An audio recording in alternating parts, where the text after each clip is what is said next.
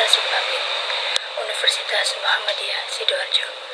Di sini saya akan menjelaskan sedikit terkait dakwah Islam di Indonesia dengan subbab corak pemikiran Islam di Indonesia.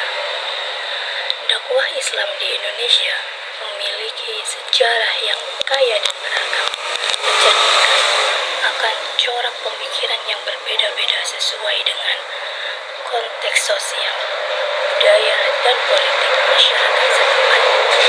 Berikut adalah penjelasan mengenai corak pemikiran Islam di Indonesia. Beberapa tokoh penting yang berperan dalam dakwah.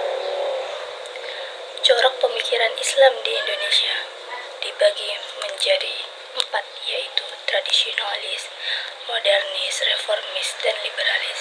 Yang pertama yakni tradisionalis, yaitu pemikiran ini cenderung mempertahankan nilai-nilai dan praktik Islam yang telah ada sejak lama. Dan yang kedua mengutamakan ajaran tasawuf dan pengamalan syariat secara konvensional. Contoh organisasi yang mewakili corak ini adalah Nahdlatul Ulama atau NU. Yang kedua yakni modernis.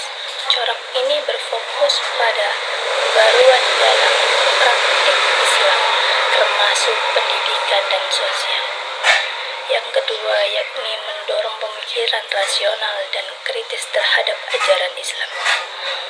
Contoh organisasi ini yaitu Muhammadiyah yang merupakan pemikiran modernis ini.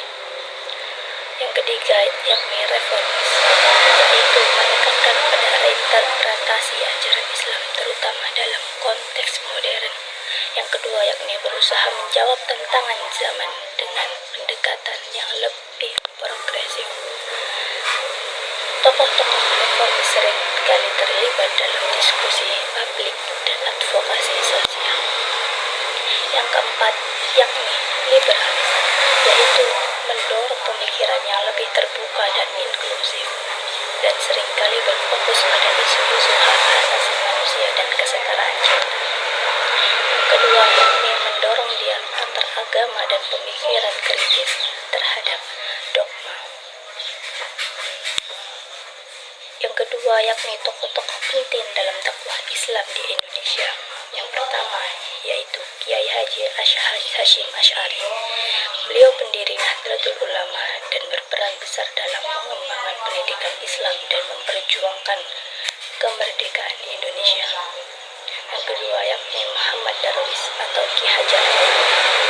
Beliau adalah tokoh pendidikan yang mendirikan taman siswa dan menekankan pentingnya pendidikan karakter dan kebudayaan dalam dakwah. Yang ketiga yakni Kiai Haji Ahmad Dahlan. Beliau adalah pendiri Muhammadiyah dan mengedepankan pentingnya pendidikan modern dan pemikiran rasional dalam Islam. Yang keempat yakni Nurholis Majid. Beliau adalah seorang intelektual dan reformis Islam yang dikenal dengan pemikirannya tentang pluralisme dan modernisasi. Dan beliau juga mendorong dialog antar agama dan pemikiran nasionalis. Beliau adalah cendekiawan Muslim yang berfokus pada pendidikan tinggi dan pemikiran Islam kontemporer. Dan beliau juga memperjuangkan integrasi antara ilmu, pengetahuan, dan ajaran Islam.